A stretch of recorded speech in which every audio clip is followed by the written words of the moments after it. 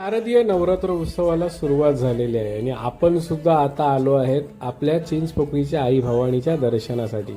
नमस्कार मित्रांनो, मी सुशांत जाधव तुमचं पुन्हा एकदा स्वागत करतो नवीन एका शॉर्ट व्हिडिओ. तर मित्रांनो, आज आपण आलो आहे चिंचपोकळीच्या आई भवानीच्या दर्शनाकरता.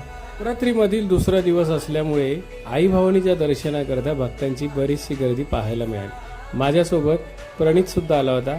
त्यानंतर मी जाऊन आई भवानीच्या चरणावरती हळद कुंकू आणि अक्षता वाहून नमस्कार केला. त्याचबरोबर अमितनी सुद्धा केला. आई भवानीचं सुंदर आणि मनमोहक रूप पाहून मूर्तीकडे बघतच राहावं असं वाटत होतं. पर्यावरण पूरक असलेली ही सुंदर मूर्ती साकारली आहे मूर्तिकार प्रेम कदम यांनी.